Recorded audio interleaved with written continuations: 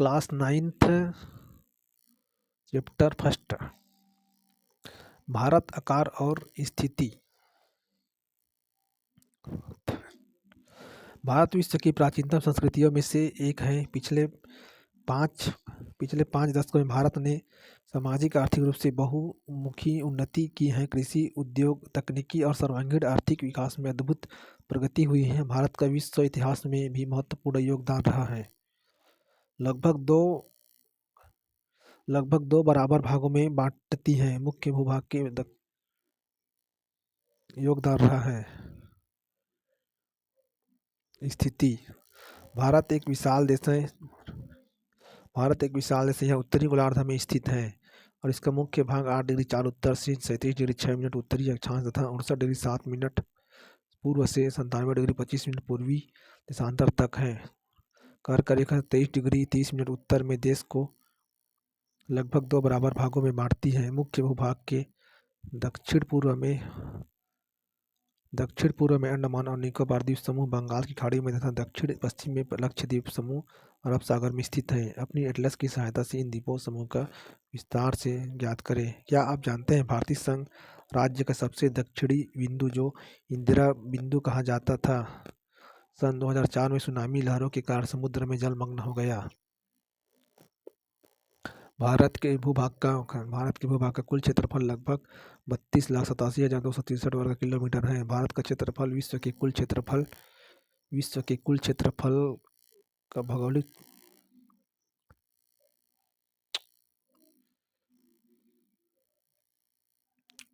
विश्व के कुल क्षेत्रफल का 4.1% है।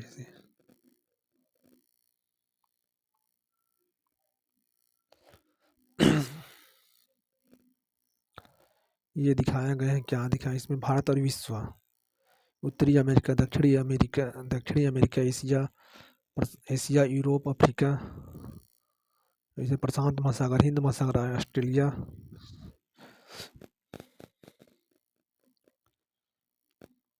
विश्व के भौगोलिक क्षेत्रफल का 2.4% है। चित्र 1.2 से स्पष्ट है कि भारत विश्व का 7वां बड़ा देश है। भारत की स्थल सीमा रेखा लगभग 15,200 किलोमीटर और समुद्री तट रेखा अंडमान और निकोबार द्वीप समूह तथा लक्षद्वीप समूह के साथ 7,516.6 किलोमीटर है। भारत की उत्तर तथा उत्तर पूर्वी सीमा पर नवीनतम वलित पर्वत है। इसके दक्षिण का भूभाग उत्तर में चौड़ा है और 22 डिग्री उत्तरी अक्षांश से हिंद महासागर की ओर सकरा होता गया है। इसके पश्चात में अरब सागर तथा पूर्व में बंगाल की खाड़ी स्थित है। चित्र 1/3 में देखिए कि अक्षांश और देशांतर का विस्तार लगभग 30 डिग्री है, परंतु फिर भी पूर्व पश्चिम का विस्तार उत्तर दक्षिण के विस्तार की अपेक्षा कम प्रतीत होता है। गुजरात से अरुणाचल प्रदेश की स्थानीय समय में 2 घंटे का अंतर है। अतः 82.5 डिग्री पूर्वी देशांतर रेखा को भारत की मानक या उत्तर माना गया है, जो कि उत्तर प्रदेश में मिर्जापुर से गुजरती है। अक्षांश का प्रभाव दक्षिण से उत्तर की ओर दिन और रात की अवधि पर पड़ता है। 82.5 डिग्री पूर्वी देशांतर को भारत का मानक या उत्तर क्यों माना जाता है?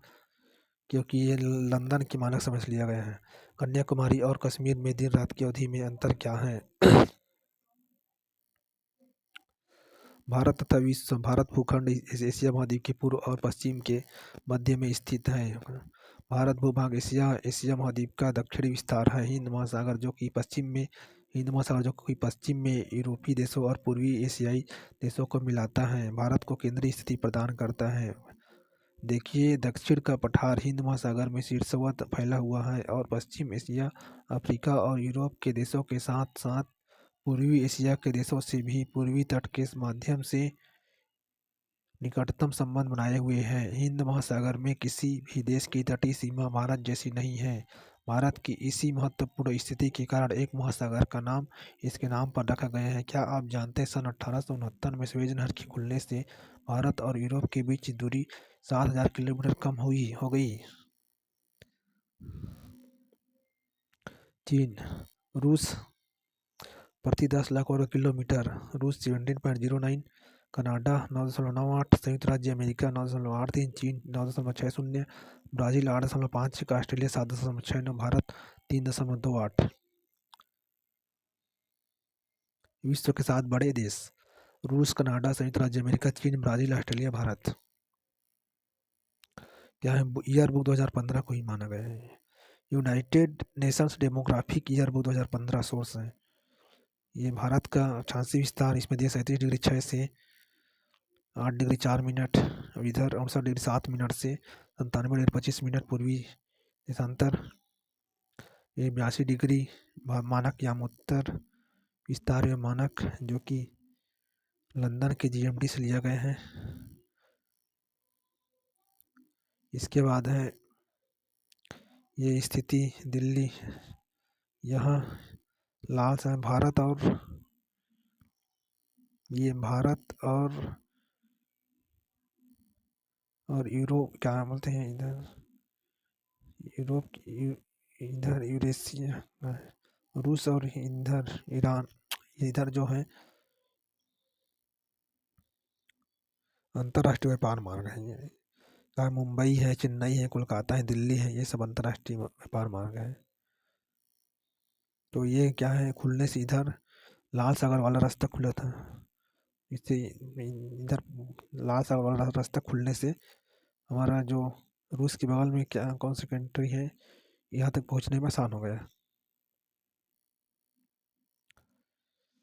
अंतर्राष्ट्रीय व्यापार मार्ग। भारत का विश्व के देशों के साथ संपर्क युगों पुराना है, परंतु यह संबंध समुद्री जल मार्ग की अपेक्षा भूभागों से होकर था। उत्तरी पर्वतों के दर्रों से अनेक यात्री प्राचीन काल में भारत आए, जबकि समुद्री मार्ग बहुत समय तक ज्ञात नहीं थे। इन मार्गों से प्राचीन समय से विचार और वस्तुओं का आदान प्रदान होता रहा है। भारत का पश्चिम मध्य और पूर्वी एशिया, पश्चिम पश्चिम मध्य और पूर्वी एशिया तथा दक्षिण एशिया के पड़ोसी देशों के साथ एक अद्भुत संपर्क रहा है।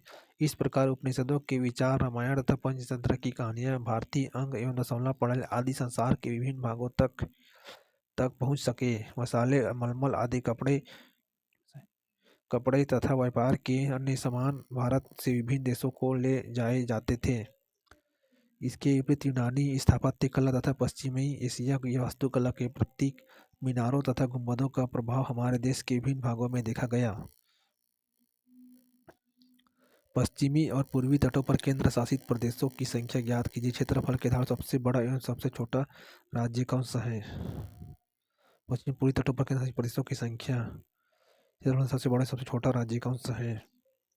सबसे बड़ा राज्य हमारा यूपी रहेगा, राजस्थान, और सबसे छोटा राज्य में इधर केरल साइड का आएगा। कौन से राज्य अंतर्राष्ट्रीय सीमा तथा समुद्र तट को स्पर्श नहीं करता है? कौन सा राज्य समुद्री तट को स्पर्श नहीं करता? उत्तर प्रदेश ले लें उसको भी। पाकिस्तान, चीन, म्यांमार और बांग्लादेश की सीमाओं को छूने वाले राज्यों को 4 वर्गों में विभाजित कीजिए। उदाहरण उन राज्यों को एक वर्ग में रखिए जिनकी सीमाएं पाकिस्तान से मिलती हैं। इसी तरह निर्विशेष को बनाइए।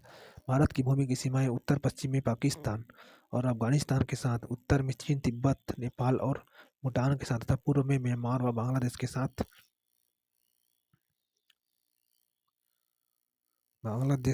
है।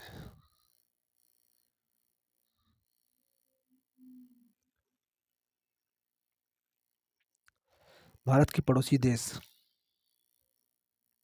भारत का दक्षिण एशिया में एक महत्वपूर्ण स्थान है। भारत में 28 राज्य और 8 केंद्र शासित प्रदेश हैं। क्या आप जानते हैं, सन 1947 से पूर्व भारत में 2 प्रकार के राज्य थे, प्रांत और रियासत। वायसराय द्वारा नियुक्त अंग्रेज अधिकारी प्रांतों पर शासन करते थे और रियासतों का शासन स्थानीय शासकों द्वारा पैतृकता के आधार पर अंग्रेजी शासकों की पौरसत्ता मानकर स्वायत्तता से किया जाता था। ये भारत और पड़ोसी देश पाकिस्तान, चीन, श्रीलंका, बांग्लादेश, भूटान, नेपाल, म्यांमार। भारत और पड़ोसी देश हैं। दक्षिण समुद्र पर हमारे पड़ोसी दो द्वीप समूह राष्ट्र श्रीलंका और मालदीव है। भारत और श्रीलंका के बीच में छोटी समुद्री रास्ता पाक जल संधि तथा मन्नार की खाड़ी है। मालदीव लक्षद्वीप समूह के दक्षिण में स्थित है। अपने पड़ोसी देशों के साथ भारत के भौगोलिक और ऐतिहासिक संबंध बहुत अच्छे रहते हैं। अपनी एटलस में एशिया के मानचित्र में देखें कि भारत कैसे अलग दिखाई देता है।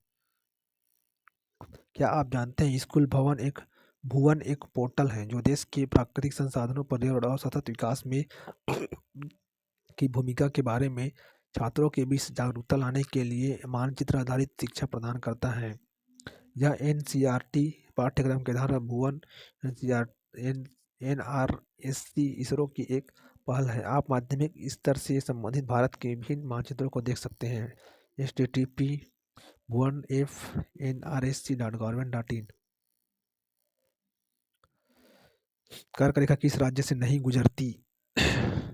राजस्थान, छत्तीसगढ़ और त्रिपुरा से गुजरता है। उड़ीसा से नहीं गुजरता।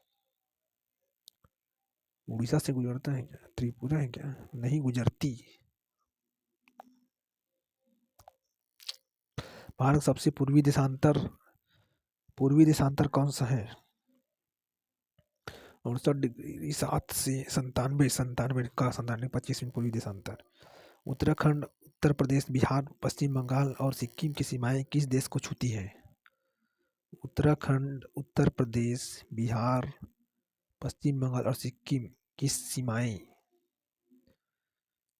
चीन की। ग्रीष्म अवकाश में आप यदि कवरत्ती जाना चाहते हैं तो किस केंद्र शासित क्षेत्र में जाएंगे? पुदुचेरी, लक्षद्वीप, अंडमान निकोबार द्वीप और दमन। मेरे मित्र एक ऐसे देश के निवासी हैं जिस देश की सीमा भारत के साथ नहीं लगती। आप बताएं वह कौन सा देश है? भूटान, बांग्लादेश, नेपाल तो नहीं हो सकता, ये ताजिकिस्तान है। निम्न प्रश्नों के उत्तर संक्षेप में दीजिए। अरब सागर तथा बंगाल की खाड़ी में स्थित द्वीप समूह के नाम बताइए। दक्षिण में कौन कौन से द्वीपीय देश हैं हमारे पड़ोसी हैं? उन देशों के नाम बताइए जो क्षेत्रफल में भारत से बड़े हैं। हमारे उत्तर पश्चिमी, उत्तर तथा उत्तर पूर्वी पड़ोसी देशों के नाम बताइए। भारत में किन किन राज्यों से कर्क रेखा गुजरती है उनके नाम बताइए। सूर्योदय अरुणाचल प्रदेश के पूर्वी भाग में गुजरात के पश्चिमी भाग की अपेक्षा 2 घंटे पहले क्यों होता है, जबकि दोनों राज्यों में घड़ी एक समान दर्शाता है? स्पष्ट कीजिए। क्योंकि यह मानक समय में 5.5 घंटा का अंतर होता है जो कि लंदन के जीएमटी से लिया गया है। इसलिए पूर्वोत्तर में सूर्योदय पहले होता है और गुजरात में 2 घंटे बाद होता है। हिंद महासागर में भारत की केंद्रीय स्थिति से इसे किस प्रकार लाभ प्राप्त होता है? मानचित्र कौशल सहायता से पहचान कीजिए। अरब सागर और बंगाल की खाड़ी में स्थित द्वीप समूह भारतीय उपमहाद्वीप के देशों से मिलकर बनता है। कर्क रेखा कौन कौन से राज्यों से गुजरती है? भारतीय मुख्य भूभाग का दक्षिणी शीर्ष बिंदु क्या है? भारत का सबसे उत्तरी अक्षांश क्या है? अंशों में भारत के मुख्य भूभाग का दक्षिणी अक्षांश।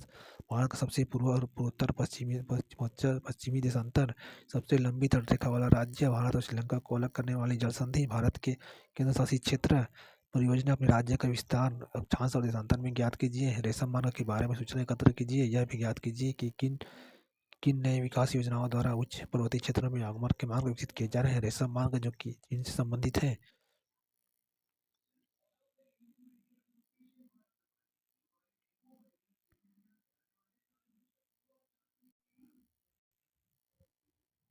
अध्याय 2 भारत का भौतिक स्वरूप।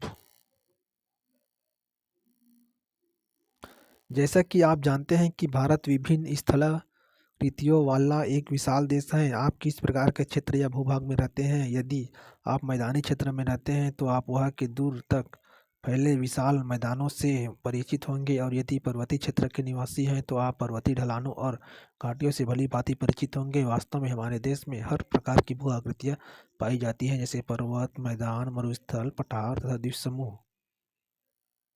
भारत की भूमि बहुत अधिक भौतिक विभिन्नताओं को दर्शाती है। भूगर्भिक तौर पर प्रायद्वीपीय पठार पृथ्वी की सतह पर प्राचीनतम भाग है। इसे भूमि का एक बहुत ही स्थिर भाग माना जाता है, परंतु हाल के भूकंपों ने इसे गलत साबित किया है। हिमालय एवं उत्तरी मैदान हाल ही में बने स्थलाकृतियाँ हैं।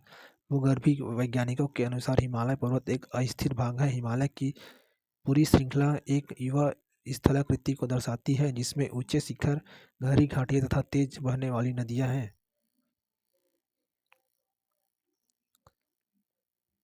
उत्तरी मैदान जलोढ़ निक्षेप से बने हैं। प्रायद्वीपीय पठार आग्नेय तथा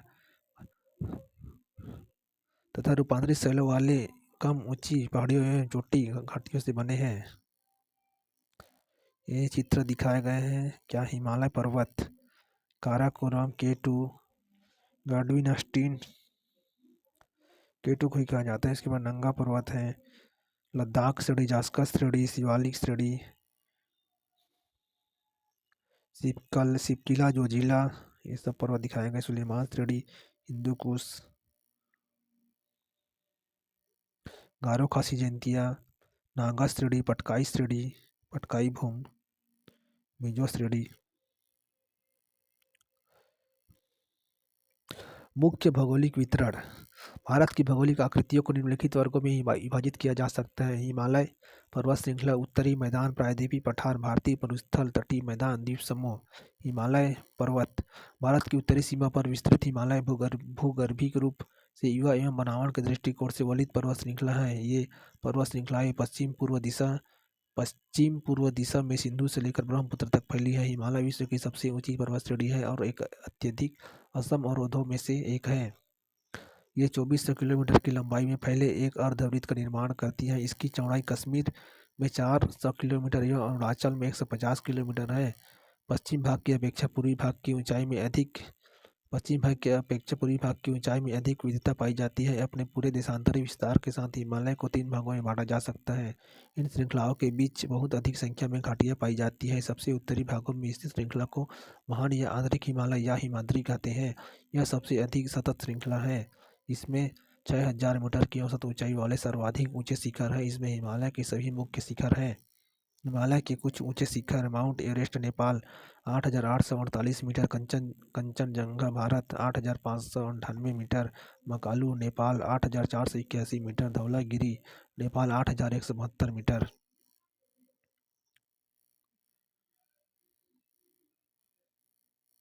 नंगा पर्वत भारत 8,126, अन्नपूर्णा नेपाल 8,078, नंदा देवी भारत 7,817, कामेट भारत 7,756, नामचा बरुआ भारत 7,756, गुरुला मंदाता नेपाल 7,728। महान हिमालय के वलय की प्रकृति असममित है। हिमालय के इस भाग का क्रोड ग्रेनाइट का बना है। यह श्रृंखला हमेशा बर्फ से ढकी रहती है तथा इसमें बहुत सी हिमानियों का प्रवाह होता है। महान हिमालय में पाई जाने वाली हिमानियों तथा दर्रों के नाम। भारत के उन राज्यों के नाम जहाँ ऊपर दिए गए ऊंचे शिखर स्थित हैं। जैसे ऊंचे शिखर स्थित हैं, जैसे नंदा देवी है, कामेट है, नामचा बरुआ है, नंगा पर्वत जम्मू कश्मीर साइड है, नंदा देवी हिमाचल प्रदेश में साइड है, कामेट नंगा पर्वत जम्मू कश्मीर, कामेट हिमाचल प्रदेश, नंगा पर्वत हिमाचल प्रदेश, उत्तर प्रदेश, हिमाचल प्रदेश।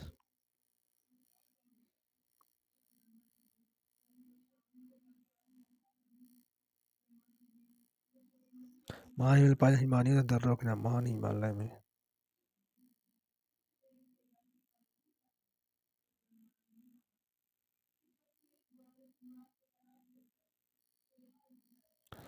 महान हिमालय इधर किसमें दिखेगा?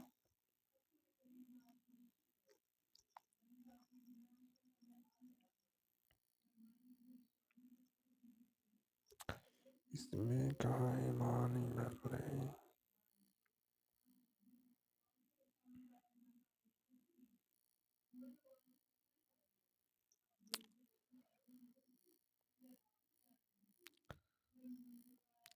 हिमाद्री के दक्षिण में स्थित श्रृंखला सबसे अधिक असम है। असम एवं हिमाचल या निम्न हिमालय के नाम से जानी जाती है। इन श्रृंखलाओं का निर्माण मुख्यतः अत्यधिक संपीड़ित तथा परिवर्तित शैलों से हुआ है। इनकी ऊंचाई 3700 मीटर से 4500 मीटर के बीच तथा औसत चौड़ाई 50 किलोमीटर है। जबकि फिर पंजाब श्रृंखला इसकी सबसे लंबी तथा सबसे महत्वपूर्ण श्रृंखला है। धौलाधर एवं महाभारत श्रृंखला भी महत्वपूर्ण है। इस श्रृंखला में कश्मीर की घाटी तथा हिमाचल के कांगड़ा एवं कुल्लू की घाटियाँ स्थित हैं। इस क्षेत्र को पहाड़ी नगरों के लिए जाना जाता है। एटलस से मसूरी, नैनीताल एवं रानीखेत की स्थिति देखें तो उन राज्यों के नाम लिखे जहाँ वे स्थित हैं। नैनीताल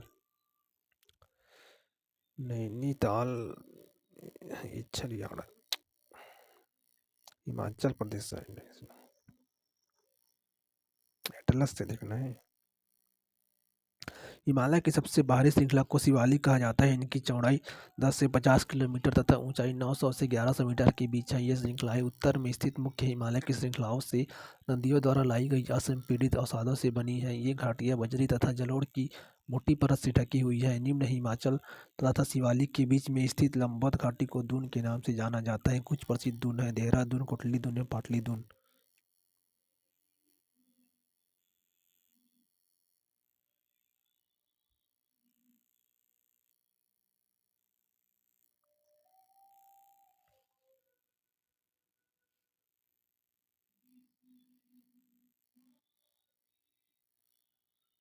इसके बाद दिया है मुख्य वितरण भौगोलिक वितरण में ये दिखाए गए हैं।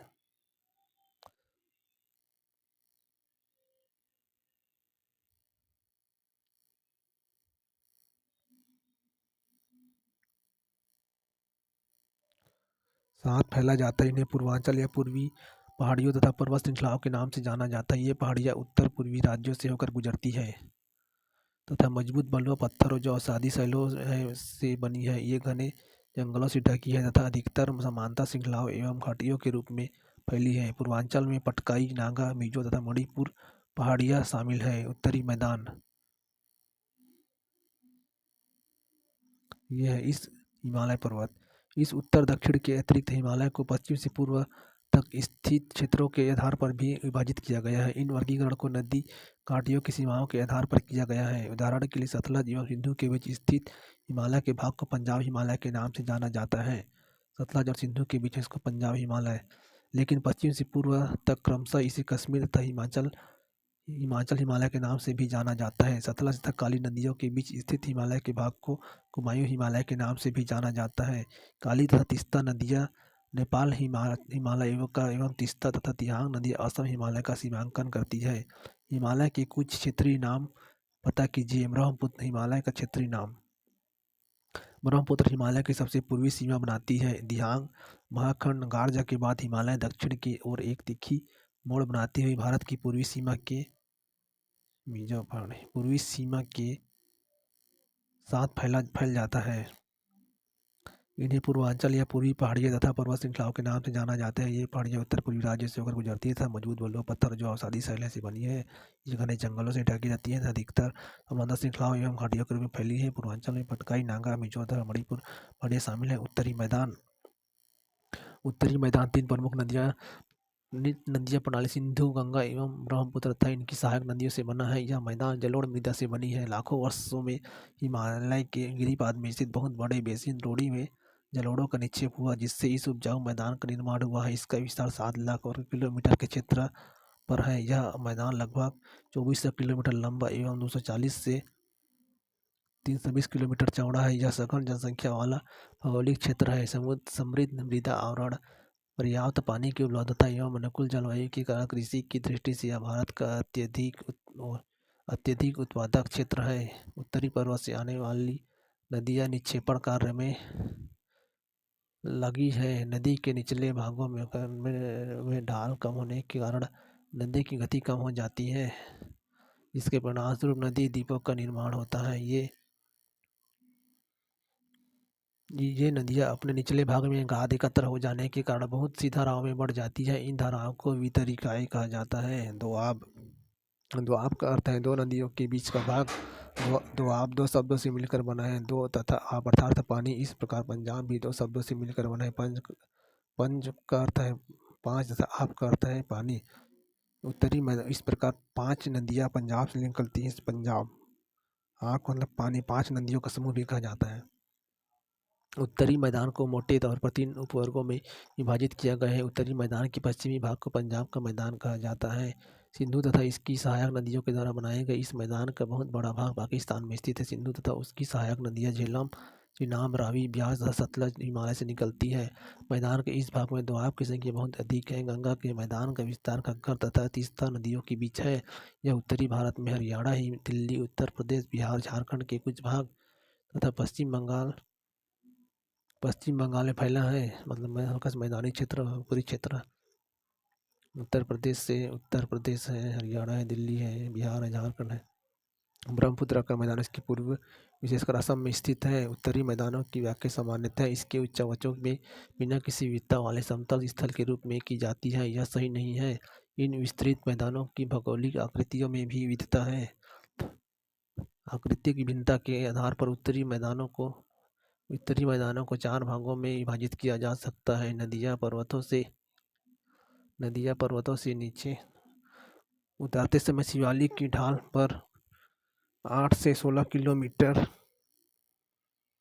के चौड़ी पट्टी में गुटिका का निक्षेपण करती है। इसे भाबर के नाम से भी जाना जाता है। सभी सरिताएं इस भाबर पट्टी में विलुप्त हो जाती है।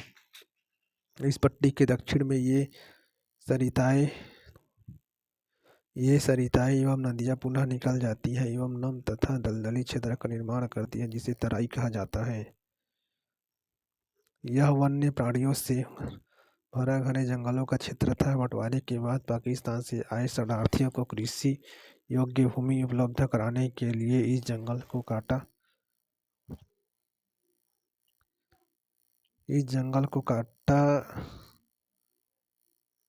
जा चुका है। इस क्षेत्र के दुधवा राष्ट्रीय पार्क की स्थिति ज्ञात कीजिए। उत्तरी मैदान का सबसे विशालतम भाग पुराने जलोढ़ का बना है। वे नदियों के बाढ़ वाले मैदान के ऊपर स्थित है तथा वेदिका जैसे आकृति प्रदर्शित करते हैं। इस भाग को भाबर के नाम से जाने जाता है। इस क्षेत्र की मृदा में चूनेदार निक्षेप पाए जाते हैं, जिसे स्थानीय भाषा में कंकड़ कहा जाता है।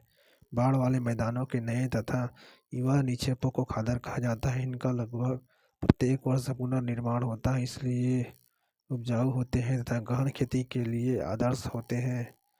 प्रायद्वीपीय पठार एक मेज की आकृति वाला स्थल है जो पुराने क्रिस्टलीय आग्नेय तथा रूपांतरित शैलों से बने हैं। यह गोंडवाना भूमि के टूटने एवं अफवाह के कारण बना था तथा यही कारण है कि यह प्राचीनतम भूभाग का एक हिस्सा है। इस पठारी भाग में चौड़ी तथा छिछलियां घाटियां एवं गोलाकार पहाड़ियां हैं। इस पठार के तो मुख्य भाग हैं मध्य उच्चभूमि तथा दक्कन का पठार। नर्मदा नदी के उत्तर में प्रायद्वीपीय पठार का वह भाग है जो कि मालवा के पठार के अधिकतर भागों पर फैला है। उसे मध्य उच्चभूमि के नाम से भी जाना जाता है। विंध्य श्रृंखला दक्षिण में सतपुड़ा श्रृंखला तथा उत्तर पश्चिम में अरावली श्रीगिरी है। पश्चिम में यह धीरे धीरे राजस्थान के बलुई तथा पथरीले मरुस्थल से मिल जाता है। इस क्षेत्र में बहने वाली नदियाँ चंबल, सिंध, बेतवा तथा केन दक्षिण पश्चिम से उत्तर पूर्व की ओर बहती है। इस प्रकार वे इस क्षेत्र के ढाल को दर्शाती है। मध्य उच्चभूमि पश्चिम में चौड़ी लेकिन पूर्व में संकीर्ण है। इस पठार के पूर्वी विस्तार को स्थानीय रूप से बुंदेलखंड तथा बघेलखंड के नाम से जाना जाता है। इसके और पूर्व के विस्तार को दामोदर नदी द्वारा अववाहित छोटा नागपुर पठार दर्शाता है। दक्षिण का पठार एक त्रिभुजाकार भूभाग है जो नर्मदा नदी के दक्षिण में स्थित है। उत्तर में इसके चौड़े आधार पर सतपुड़ा की श्रृंखला है, जबकि महादेव कैमूर की पहाड़ियाँ तथा मैका श्रृंखला इसके पूर्वी विस्तार है।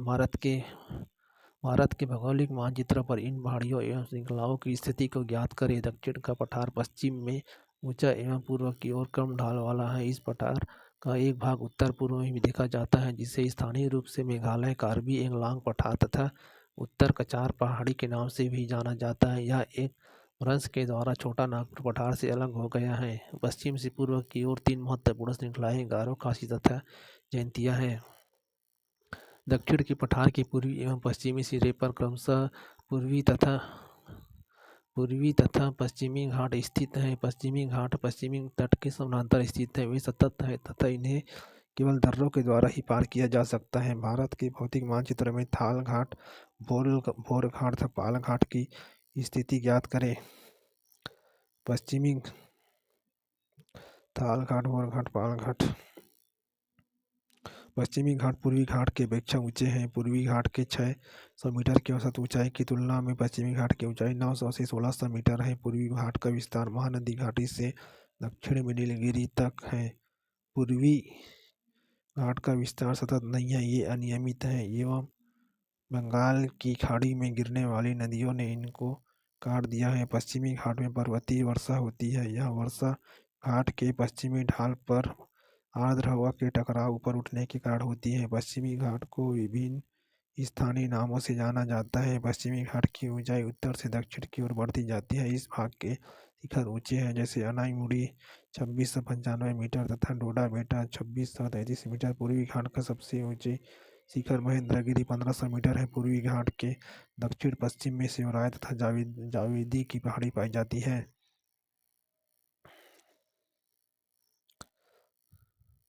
स्थित है। उडकमंडलम, जिसे ऊटी के नाम से भी जाना जाता है, तथा कोडाईकनाल जैसे प्रसिद्ध पहाड़ी नगरों की स्थिति मानचित्र से ज्ञात करें। प्रायद्वीपीय पठार की एक विशेषता यह पाई जाने वाली काली मृदा है, जिसे दक्कन ट्रैप के नाम से भी जाना जाता है। इसकी उत्पत्ति ज्वालामुखी से हुई है, इसलिए इसके शैल आग्नेय हैं। वास्तव में इन शैलों का समय के साथ अपर्दन हुआ है, जिनसे काली मृदा का निर्माण हुआ है। अरावली की पहाड़ियाँ प्रायद्वीपीय पठार के पश्चिमी एवं उत्तर पश्चिमी विभाग पश्चिमी किनारों पर स्थित हैं। ये बहुत अधिक अपर्दित एवं खंडित पहाड़ियाँ हैं। ये गुजरात से लेकर दिल्ली तक दक्षिण पश्चिम एवं उत्तर पूर्व दिशा में फैली है। भारतीय मरुस्थल अरावली पहाड़ियों के पश्चिमी किनारे पर थार का मरुस्थल स्थित है। यह बालू के टिब्बों से ढका एक तरंगित मैदान है। इस क्षेत्र में प्रति वर्ष 150 मिलीमीटर से भी कम वर्षा होती है। इस शुष्क जलवायु वाले क्षेत्र में वनस्पति बहुत कम है। वर्षा ऋतु में ही कुछ सरिताएं दिखती है और उसके बाद वे बालू में विलीन हो जाती हैं। पर्याप्त जल नहीं मिलने से वे समुद्र तक नहीं पहुंच पाते हैं। केवल लूनी ही इस क्षेत्र की सबसे बड़ी नदी है। बरकान अर्धचंद्राकार बालू का टीला का विस्तार बहुत अधिक क्षेत्र पर होता है, लेकिन लंबवत टीले भारत पाकिस्तान सीमा के समीप प्रमुखता से पाए जाते हैं। यदि आप जैसलमेर जाए तो बरकान के समूह देख सकते हैं। ये भारतीय मरुस्थल तटीय मैदान प्रायद्वीपीय पठार के किनारे संकीर्ण तटीय पट्टियों का विस्तार है। यह पश्चिम में अरब सागर से लेकर पूर्व में बंगाल की खाड़ी तक विस्तृत है। पश्चिमी तट पश्चिमी घाट तथा अरब सागर के बीच स्थित एक संकीर्ण मैदान है। इस मैदान के 3 भाग हैं। तट के उत्तरी भाग को कोंकण, मुंबई तथा गोवा, मध्य भाग को कन्नड़ मैदान एवं दक्षिणी भाग को मालाबार तट कहा जाता है। बंगाल की खाड़ी के साथ विस्तृत मैदान चौड़ा एवं समतल है। उत्तरी भाग में इसे उत्तरी सरकार कहा जाता है, जबकि दक्षिणी भाग में कोरोमंडल तट के नाम से जाना जाता है। बड़ी नदियां जैसे महानदी, गोदावरी, कृष्णा तथा कावेरी इस तट पर विशाल डेल्टा का निर्माण करती हैं। चिल्का झील पूर्वी तट पर स्थित एक महत्वपूर्ण भूलक्षण है, जो उड़ीसा तटीय क्षेत्र में है। तटीय मैदान चिल्का झील भारत में खारे पानी की सबसे बड़ी झील है। यह उड़ीसा में महानदी डेल्टा के दक्षिण में स्थित है। द्वीप समूह आप पहले ही देख चुके हैं कि भारत का मुख्य स्थल भाग अत्यधिक विशाल है। इसके अतिरिक्त भारत में 2 द्वीपों का समूह भी स्थित है। क्या आप इन द्वीप समूहों को पहचान सकते हैं?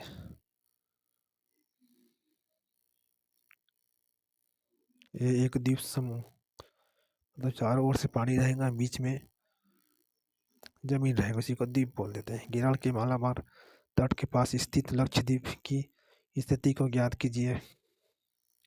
द्वीपों का यह समूह छोटे प्रवाल द्वीपों से बना है। पहले इनको लक्षद्वीप कहा जाता था। ये अमीन द्वीप के नाम से जाना जाता था। 1973 में इनका नाम लक्षद्वीप रखा गया। यह 32 वर्ग किलोमीटर के छोटे से क्षेत्रफल में फैला है। कवरत्ती द्वीप लक्षद्वीप का प्रशासनिक मुख्यालय है। इस द्वीप समूह पर पादप तथा जंतु के बहुत से प्रकार पाए जाते हैं। पिटली द्वीप, जहाँ मनुष्य का निवास नहीं है, वह एक पक्षी अभयारण्य है। अब बंगाल की खाड़ी में उत्तर से दक्षिण की तरफ फैले द्वीपों की श्रृंखला की ओर ध्यान दीजिए। ये अंडमान एवं निकोबार द्वीप है। यह द्वीप समूह आकार में बड़े संख्या में बहुल तथा बिखरे हुए हैं। यह द्वीप समूह मुख्यतः 2 भागों में बांटा गया है, उत्तर में अंडमान तथा दक्षिण में निकोबार। यह माना जाता है कि यह द्वीप समूह निमज्जित पर्वत श्रेणियों के शिखर है। यह द्वीप समूह देश की सुरक्षा के लिए बहुत महत्वपूर्ण है। इन द्वीपों समूह में पाए जाने वाले पादप एवं जंतुओं में बहुत अधिक विविधता है। ये द्वीप विषुवत वृत्त के समीप स्थित है एवं यहाँ की जलवायु विषुवतीय है तथा यह घने जंगलों से आच्छादित है। भारत का एकमात्र सक्रिय ज्वालामुखी अंडमान तथा निकोबार द्वीप समूह के बैरन द्वीप पर स्थित है। विभिन्न भू आकृतिक विभागों का विस्तृत विवरण प्रत्येक विभाग की विशेषताएं स्पष्ट करता है, परंतु यह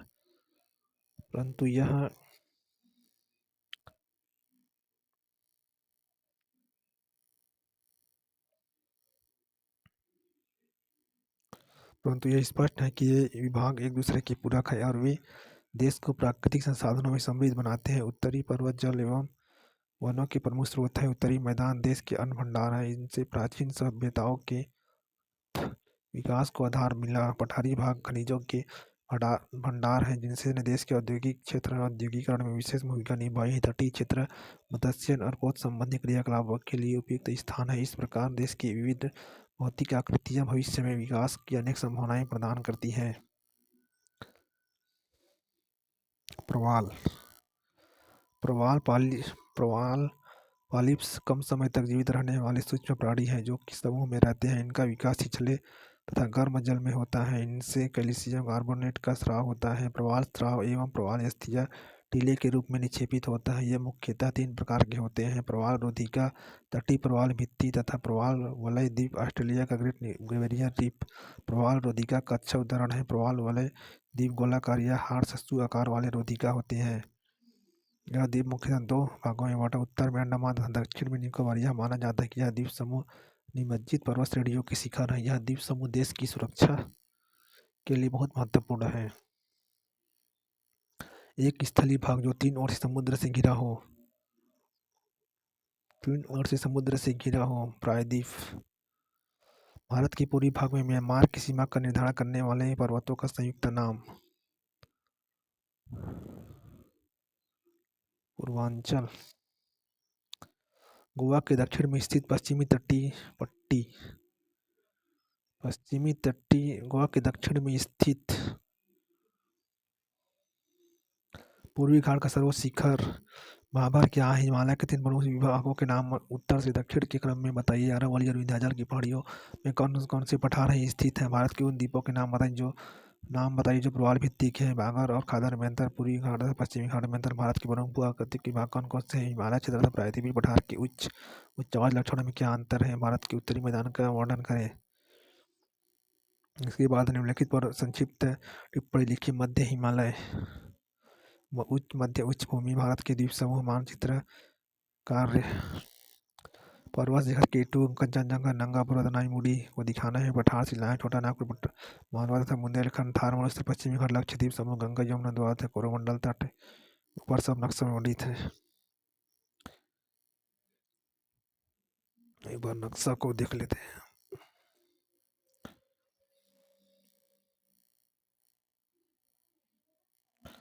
यह है काराकोरम नंगा पर्वत जो जिला ये सब इसको दिखाने के लिए बोला था। इसको भी देख लेते हैं।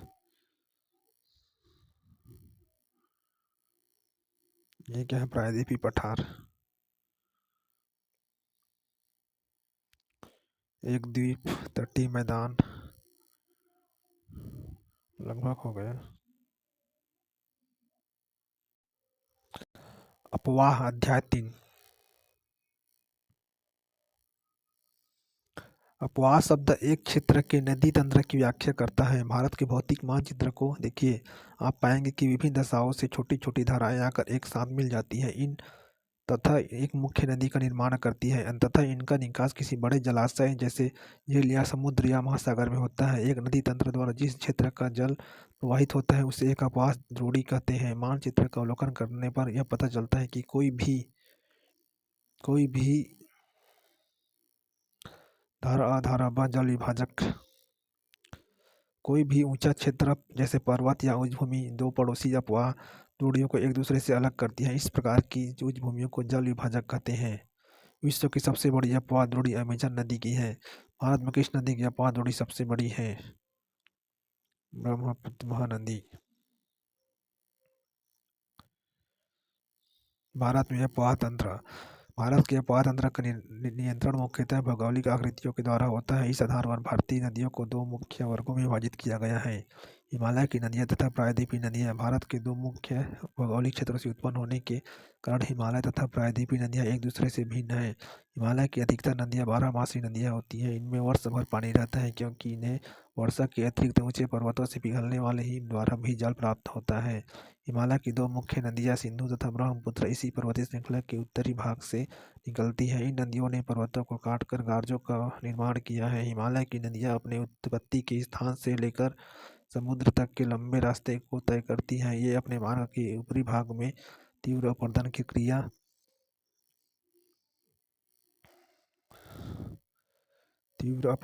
करती हैं तथा अपने आसपास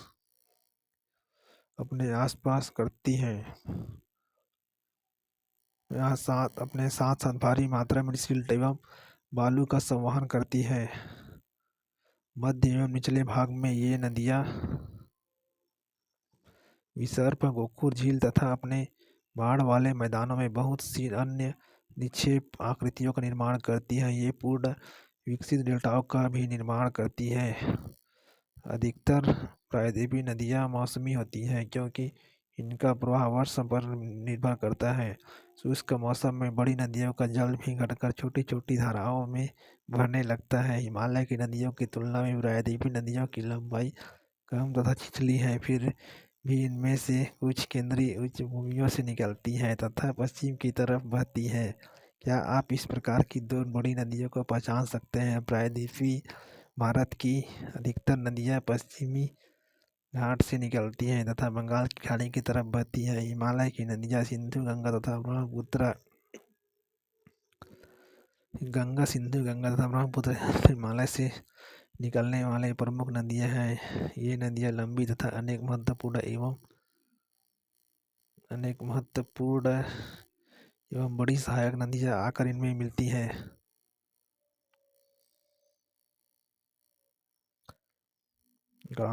हैं।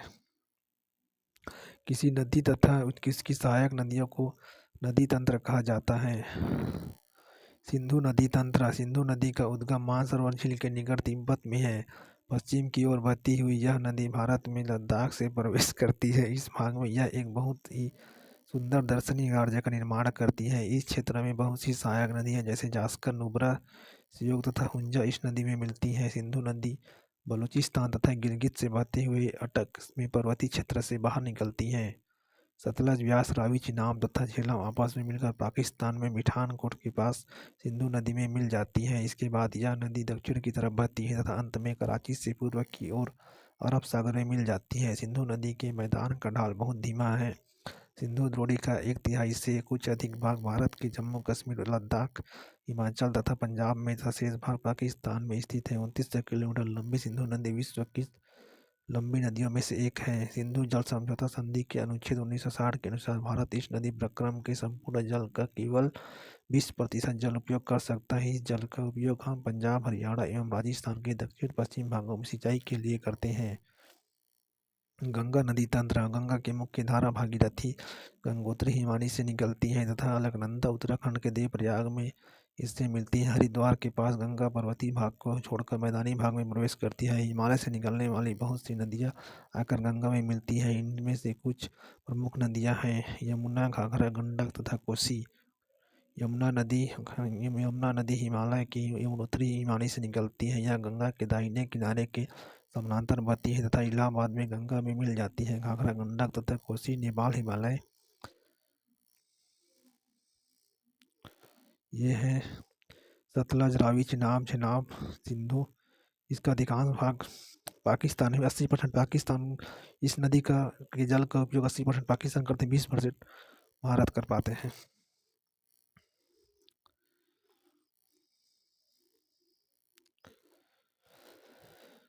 मुख्य धारा दक्षिण की ओर बहती हुई बांग्लादेश में प्रवेश करती है। ब्रह्मपुत्र नदी इससे आकर मिल जाती है। अंतिम चरण में गंगा और ब्रह्मपुत्र समुद्र में विलीन होने से पहले मेघना के नाम से जानी जाती है। इधर है देवप्रयाग में भागीरथी और अलकनंदा का संगम।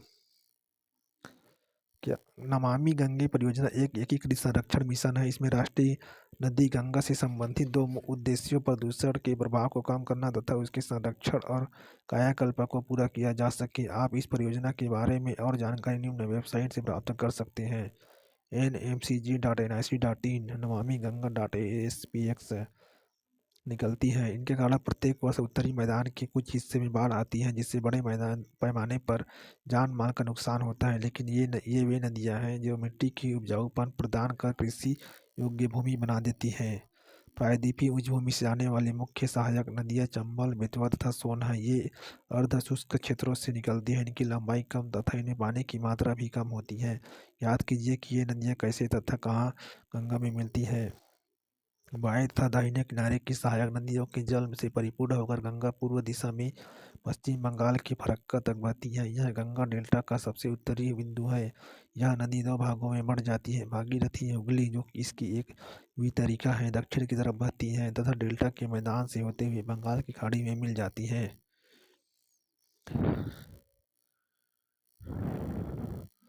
मुख्य धारा दक्षिण की ओर बहती हुई बांग्लादेश में प्रवेश करती है एवं ब्रह्मपुत्र नदी इससे आकर मिल जाती है। अंतिम चरण में गंगा और ब्रह्मपुत्र समुद्र में विलीन होने से पहले मेघना के नाम से जानी जाती है। गंगा एवं ब्रह्मपुत्र के जल वाली यह वृहद नदी बंगाल की खाड़ी में मिल जाती है। इन नदियों के द्वारा बनाए गए डेल्टा को सुंदरवन डेल्टा के नाम से जाना जाता है। सुंदरवन डेल्टा का नाम वह पाए जाने वाले सुंदरी पादप से मिल लिया गया है। सुंदरवन डेल्टा विश्व का सबसे बड़ा एवं तेजी से वृद्धि करने वाला डेल्टा है। यहाँ रॉयल बंगाल टाइगर भी पाए जाते हैं। गंगा नदी की लंबाई 2500 किलोमीटर से अधिक है। चित्र 3.4 में क्या आप गंगा नदी के प्रवाह तंत्र को पहचान सकते हैं?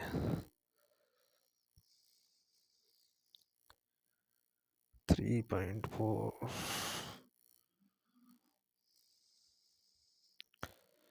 ये गंगा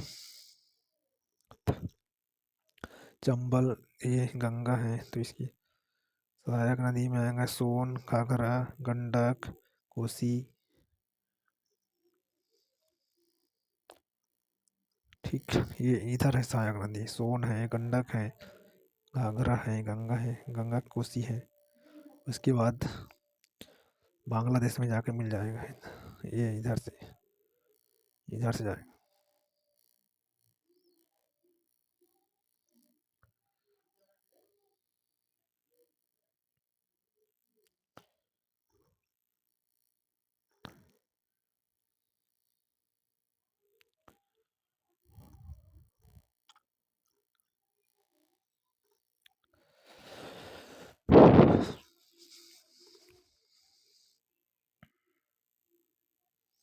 अंबाला नगर सिंधु तथा गंगा नदी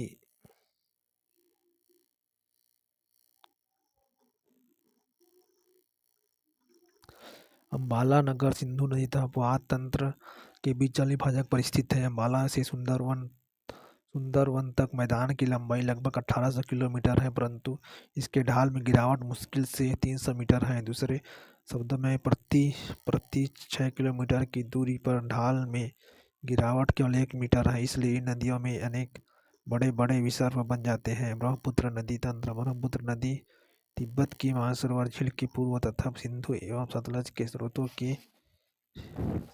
के काफी नजदीक से निकलती है। इसकी लंबाई सिंधु से कुछ अधिक है, परंतु इसका अधिकतर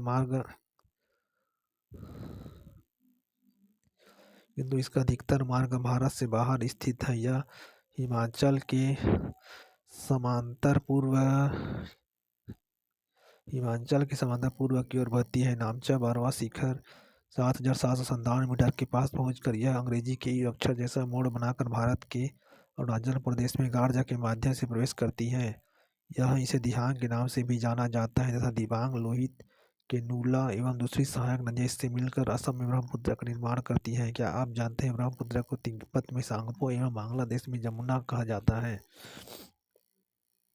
तिब्बत एक शीत एवं उष्ण क्षेत्र है, अतः यह इस नदी में जल एवं सिल्ट की मात्रा बहुत कम होती है। भारत में यह उच्च वर्षा वाले क्षेत्र से होकर गुजरती है।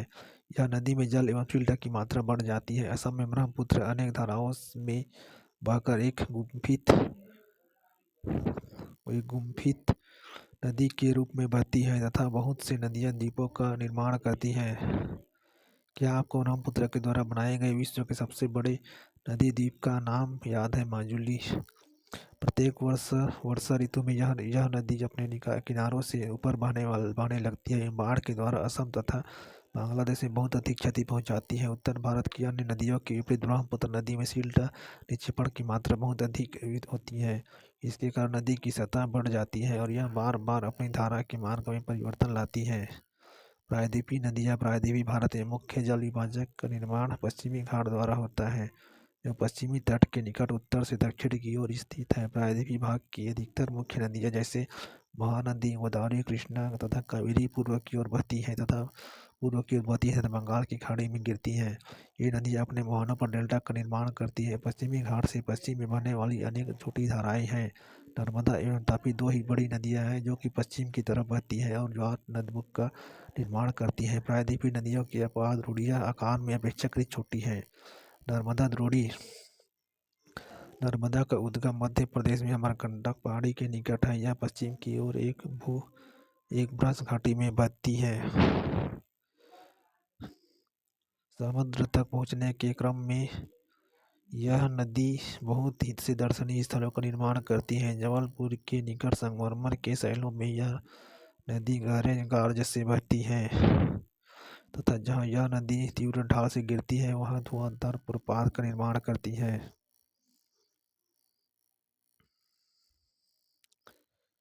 नर्मदा की सभी सहायक नदियाँ बहुत छोटी हैं। इनमें से अधिकतर समकोण पर मुख्य धारा से मिलती है। नर्मदा द्रोणी मध्य प्रदेश तथा गुजरात के कुछ भागों में विस्तृत है। क्या आप जानते हैं नर्मदा नदी के संरक्षण के लिए मध्य प्रदेश सरकार द्वारा नमामि देवी नर्मदे नाम की एक योजना प्रारंभ की गई है। आप इस बारे में वेबसाइट से जान सकते हैं www.नमामि देवी नर्मदे.mp.gov.in। तापी द्रोणी तापी का उद्गम मध्य प्रदेश के बैतूल जिले में सतपुड़ा की श्रृंखलाओं में है। यह भी नर्मदा के समानांतर एक ब्रज घाटी है। ब्रज घाटी में बहती है लेकिन इसकी लंबाई बहुत कम है। इसकी द्रोणी मध्य प्रदेश, गुजरात तथा महाराष्ट्र राज्य में है। अरब सागर तथा पश्चिमी घाट के बीच का तटीय मैदान बहुत अधिक संकीर्ण है, इसलिए तटीय नदियों की लंबाई बहुत कम है। पश्चिम की ओर बहने वाली मुख्य नदियाँ साबरमती, माही, भारतपुजा तथा पेरियार हैं। उन राज्यों के नाम बताइए जहाँ ये नदियाँ बहती हैं। गोदावरी द्रोणी गोदावरी सबसे बड़ी प्रायद्वीपीय नदी है। यह महाराष्ट्र के नासिक जिले में पश्चिम घाट के ढालों से निकलती है। इसकी लंबाई लगभग 1500 किलोमीटर है। यह बहकर बंगाल की खाड़ी में गिरती है।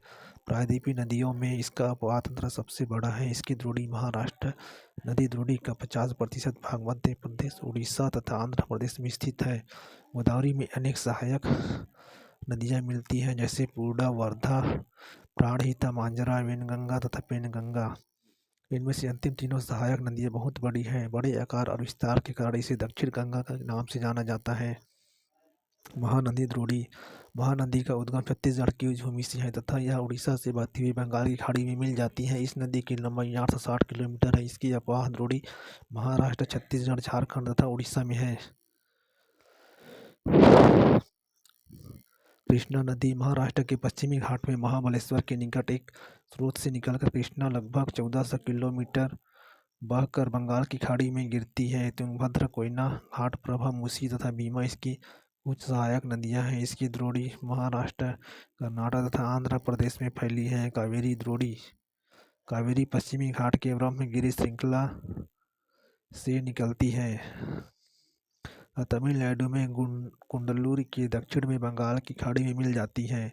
इसकी लंबाई 760 किलोमीटर है। इसकी प्रमुख सहायक नदियां हैं अमरावती, भवानी, हेमावती तथा काबिनी। इसकी द्रोणी तमिलनाडु, केरल तथा कर्नाटक में विस्तृत है। भारत में दूसरा सबसे बड़ा जलप्रपात कावेरी नदी बनाती है। इसे शिव समुद्रम के नाम से जाना जाता है। प्रपात द्वारा उत्पादित विद्युत मैसूर, बेंगलोर तथा कोलार स्वर्ण क्षेत्र को प्रदान की जाती है। भारत का सबसे बड़ा जलप्रपात कौन सा है?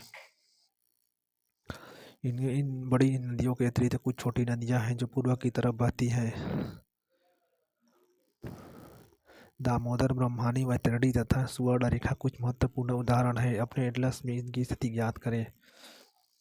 पृथ्वी के धरातल का लगभग 71% भाग जल से ढका है, लेकिन इसका 97% जल लवणीय है। केवल 3% ही स्वच्छ जल के रूप में उपलब्ध है, जिसका 3/4 भाग हिमानी के रूप में है। झीलें कश्मीर घाटी तथा प्रसिद्ध डल झील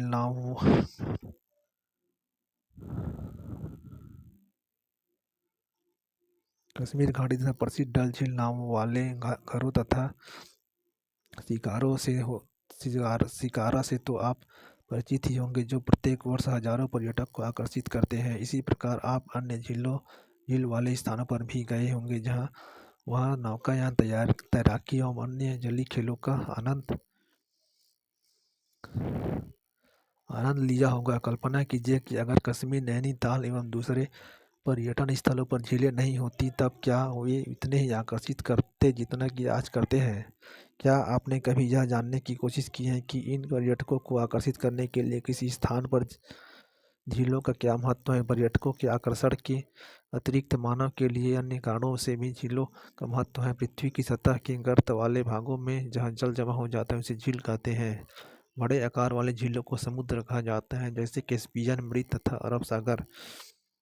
भारत में बहुत सी झीलें हैं, ये एक दूसरे से आकार तथा अन्य लक्षणों में भिन्न हैं। अधिकतर झीलें स्थायी होती हैं तथा कुछ में केवल वर्षा ऋतु में ही पानी होती है, जैसे अंतर्देशीय अफवाह वाले अर्धशुष्क क्षेत्रों की द्रोणी वाले झीलें। यह कुछ ऐसी झीलें हैं जिनका निर्माण हिमानियों एवं बर्फ चादर की क्रिया के फलस्वरूप हुआ है, जबकि कुछ अन्य झीलों का निर्माण वायु, नदियों एवं मानवीय क्रियाकलापों के कारण हुआ है। एक विसर्प नदी बाढ़ वाले क्षेत्रों में कटकर गोफुर झील का निर्माण करती है। स्पीड तथा बार रोधिका तटीय क्षेत्रों में लेगून का निर्माण करती है, जिसे चिल्का झील, पुलिकट झील तथा कोलेरू झील। अंतर्देशीय भागों लोकटक झील वाली झीलें कभी कभी मौसमी होती हैं। उदाहरण के लिए राजस्थान की सांभर झील, जो एक लवण जल वाली झील है, इसके जल का उपयोग नमक के निर्माण के लिए किया जाता है। मीठे पानी की अधिकांश झीलें हिमालय क्षेत्र में है। ये मुख्यतः हिमानी द्वारा बनी है। दूसरे शब्दों में ये तब बनी जब हिमानियों ने या कोई द्रोणी गहरी बनाई, जो बाद में हिम पिघलने से भर गई, या किसी क्षेत्र में सिलाऊ अथवा मिट्टी से हिमानी मार्ग बंध गए। इसके विपरीत जम्मू तथा कश्मीर की उलर झील भूगर्भीय क्रियाओं से बनी है। यह भारत की सबसे बड़ी मीठे पानी वाली प्राकृतिक झील है। डल झील, भीमताल, नैनीताल, लोकटक तथा बड़ा पानी कुछ अन्य महत्वपूर्ण मीठे पानी की झीलें हैं। इसके अतिरिक्त जल विद्युत उत्पादन के लिए नदियों पर बांध बनाने में से भी झील का निर्माण हो जाता है, जैसे गुरु गोविंद सागर भांगड़ा नांगल परियोजना। एटलस की सहायता से प्राकृतिक मानव निर्मित झीलों की सूचना कीजिए। झीलें मानव के लिए अत्यधिक लाभदायक होती हैं। एक झील नदी के बहाव को सुचारू बनाने में सहायक होती है। अत्यधिक वर्षा के समय यह बाढ़ को रोकती है तथा सूखे के मौसम में यह पानी के बहाव को संतुलित करने में सहायता करती है। यह झीलों का प्रयोग जल विद्युत उत्पन्न करने में भी किया जा सकता है। ये आसपास के क्षेत्रों की जलवायु को सामान्य बनाती है, जलीय परितंत्र को संतुलित रखती है। झीलों की प्राकृतिक सुंदरता व पर्यटन को बढ़ाती है तथा हमें मनोरंजन प्रदान करती है। नदियों का अर्थव्यवस्था में महत्व। संपूर्ण मानव इतिहास में नदियों का अत्यधिक महत्व रहा है। नदियों का जल मूल प्राकृतिक संसाधन है तथा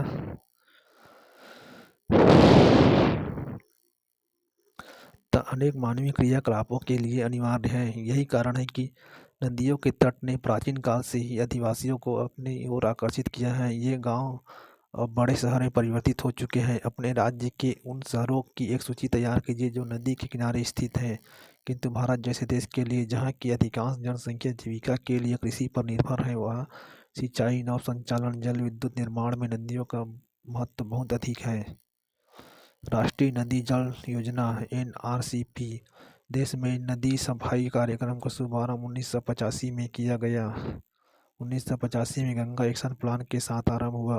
GAP वर्ष 1995 में राष्ट्रीय नदी संरक्षण योजना (NRCP) के तहत अन्य नदियों को जोड़ने के लिए गंगा कार्य योजना का विस्तार किया गया।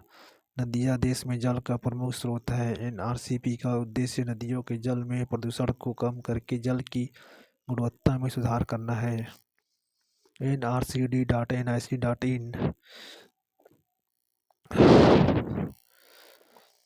नदी प्रदूषण। नदी की जल घरेलू, औद्योगिक तथा कृषि में बढ़ती मांग के कारण इसकी गुणवत्ता प्रभावित हुई है। इसके परिणामस्वरूप नदियों से अधिक जल की निकासी होती है तथा इसका आयतन घटता जाता है। दूसरी ओर उद्योगों का प्रदूषण तथा अपरिष्कृत कचरे नदी में मिलते रहते हैं।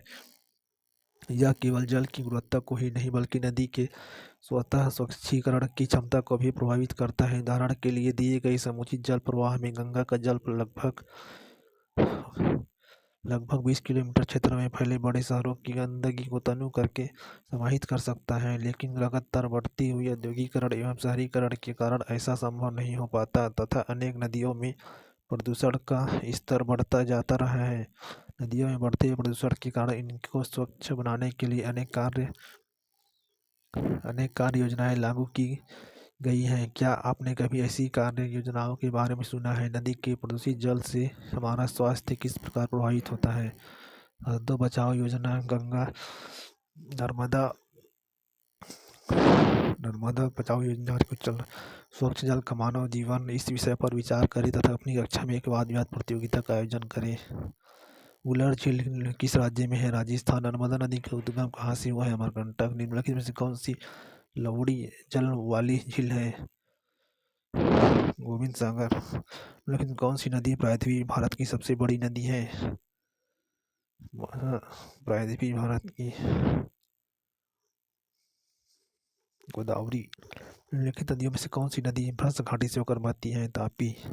जल विभाजन का क्या कार्य है? एक उदाहरण दीजिए। भारत में सबसे विशाल नदी द्रोणी कौन सी है? सिंधु एवं गंगा नदी कहाँ से निकलती है? गंगा की दो मुख्य धाराओं के नाम लिखिए। ये कहाँ पर एक दूसरे से मिलकर गंगा नदी का निर्माण करती है? लंबी धारा होने के बावजूद तिब्बत के क्षेत्र में ब्रह्मपुत्र में कम घासील क्यों है? कौन सी दो प्रायद्वीपीय नदियां गार से होकर बहती है? समुद्र में प्रवेश करने के पहले वे किस प्रकार की आकृतियों का निर्माण करती है? नदियों तथा झीलों के कुछ आर्थिक महत्व को बताइए।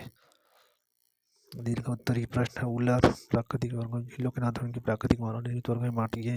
हिमालय तथा प्रायद्वीप नदियों के कुछ अंतरों को स्पष्ट कीजिए। प्रायद्वीपीय पठार की पूर्व एवं पश्चिम की ओर बहने वाली नदियों की तुलना कीजिए। किसी देश की अर्थव्यवस्था के लिए नदियाँ महत्वपूर्ण क्यों हैं? भारत के मानचित्र पर निम्नलिखित नदियों को चिन्हित कीजिए तथा उनके नाम लिखिए। गंगा, सतलज, दामोदर, कृष्णा नदी, नर्मदा, तापी, महानदी। भारत के रेखा चित्र पर निम्नलिखित झीलों को चिन्हित कीजिए तथा उनके नाम लिखिए। चिल्का, सांबर, उलर, पुलिकट, कोलेरू।